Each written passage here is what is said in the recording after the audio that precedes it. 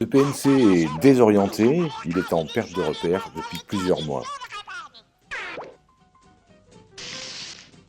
Il faut bien reconnaître que cette négociation de l'accord collectif PNC est un véritable parcours d'obstacles dont la course pourrait nous mener dans le vide de l'unilatéral.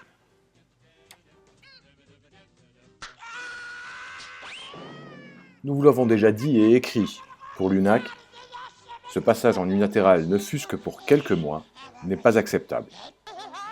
Si nous pouvons comprendre que la prise en compte du projet stratégique qui sera dévoilé au début du mois de novembre puisse avoir des effets sur notre négociation, nous ne saurions nous contenter d'un avenant qui ne ferait que prolonger l'accord collectif actuel de quelques mois, sans acter certaines orientations significatives, ainsi que certaines avancées immédiates qui feraient gage de la confiance que le PDG nous demande de lui accorder. Suite à de nombreuses réunions de négociation, portant tant sur les conditions de prolongation de l'accord que sur les mesures nécessaires à notre sortie de crise, nous avons formalisé nos demandes par courrier. Nous souhaitons que l'ensemble des accords soient prolongés. Notre accord collectif, mais également le protocole des mesures d'accompagnement de cet accord, ainsi que les accords sur les bases provinces Marseille, Nice et Toulouse. Nous demandons également l'engagement de traiter dans la négociation de l'amélioration des plannings, tant sur la visibilité, la stabilité ou le développement des DDA. Nous demandons la négociation du chapitre H traitant de l'encadrement PNC.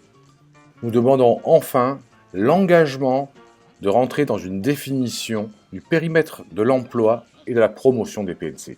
Pour ce qui est des mesures d'application immédiate, gage de confiance, nous demandons dès le 1er novembre le paiement des RAD tant sur LC que sur MC sans contrainte liée aux effectifs. Nous demandons également à ce que dès le 1er novembre, toute pause de journée joker se fasse à J-2, week-end compris. En réponse à notre courrier, nous venons de recevoir une lettre d'engagement de la part de la direction, reprenant point par point l'ensemble de nos demandes. Il ne s'agit pas de la signature d'un avenant qui reste à négocier en réunion plénière, mais d'un engagement écrit de la direction. Nous levons donc notre préavis du 14 octobre. Cette sortie de crise ne présage en rien de ce que sera notre futur accord collectif.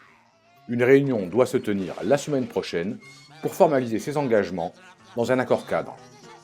Ceci nous permet de continuer la négociation en toute cohérence, comme nous le faisons depuis de très nombreux mois. Ba-dum, ba-dum, ba-dum. Ba-dum, ba-dum.